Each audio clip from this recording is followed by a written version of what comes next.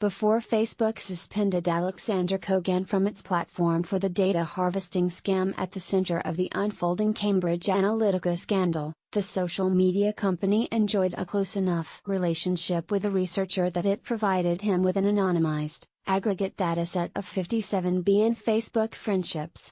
Facebook provided the dataset of every friendship formed in 2011 in every country in the world at the national aggregate level to Kogan's University of Cambridge Laboratory for a study on international friendships published in Personality and Individual Differences in 2015.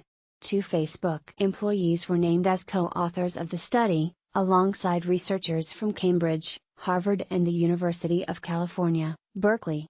Kogan was publishing under the name Alexander Spector at the time. A University of Cambridge press release on the study's publication noted that the paper was the first output of ongoing research collaborations between Spector's lab in Cambridge and Facebook. Facebook did not respond to queries about whether any other collaborations occurred. The sheer volume of the 57 billion friend pairs implies a pre-existing relationship, said Jonathan Albright, research director at the TO Center for Digital Journalism at Columbia University. It's not common for Facebook to share that kind of data. It suggests a trusted partnership between Alexander Kogan/Spector and Facebook. Facebook downplayed the significance of the dataset, which it said was shared with Kogan in 2013. The data that was shared was literally numbers of how many friendships were made between pairs of countries. X number of friendships made between the US and UK, Facebook spokeswoman Christine Chin said by email. There was no personally identifiable information included in this data. Facebook's relationship with Kogan has since soured.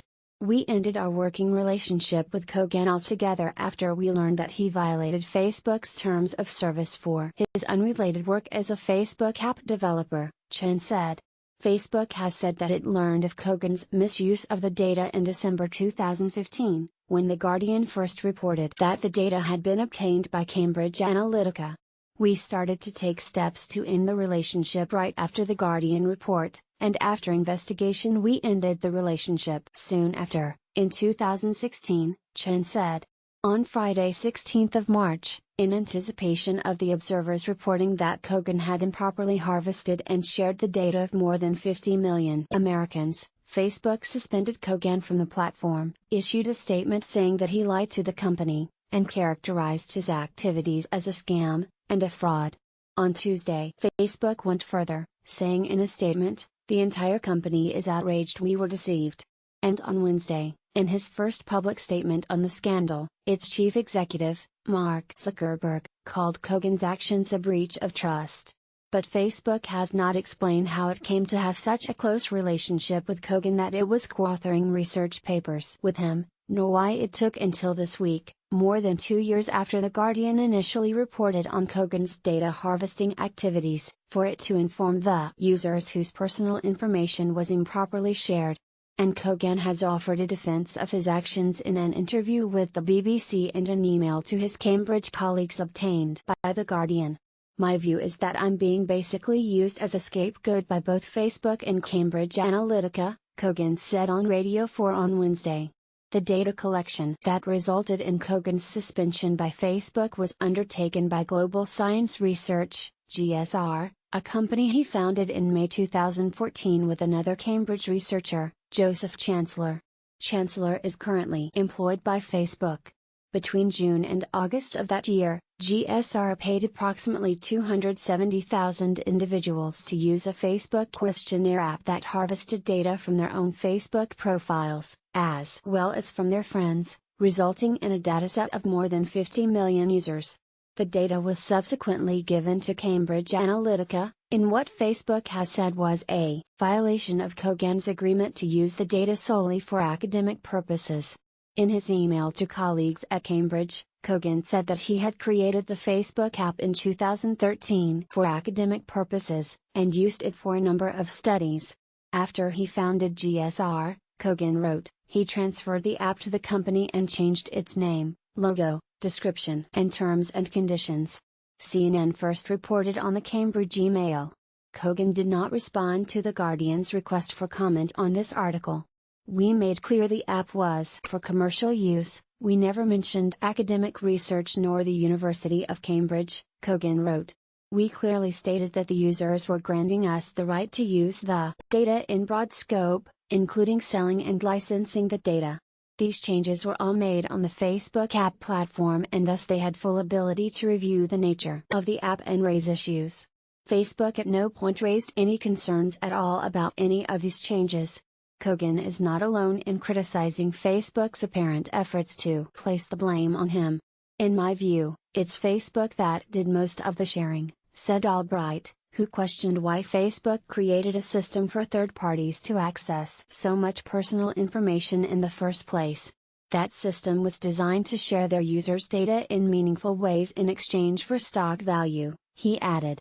Whistleblower Christopher Wiley told The Observer that Facebook was aware of the volume of data being pulled by Kogan's app. Their security protocols were triggered because Kogan's apps were pulling this enormous amount of data, but apparently Kogan told them it was for academic use, Wiley said. So they were like, fine. Cambridge Analytica whistleblower, we spent $1 million harvesting millions of Facebook profiles. Video in the Cambridge email, Kogan characterized this claim as a fabrication, writing, there was no exchange with Facebook about it, and, we never claimed during the project that it was for academic research.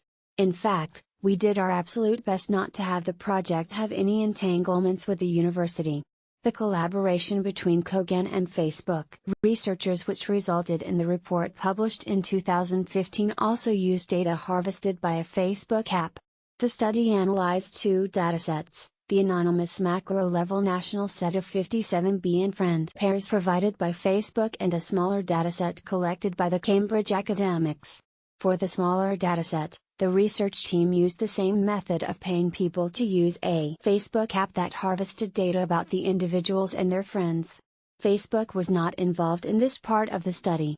The study notes that the users signed a consent form about the research and that no deception was used. The paper was published in late August 2015. In September 2015, Chancellor left GSR, according to company records. In November 2015, Chancellor was hired to work at Facebook as a user experience researcher.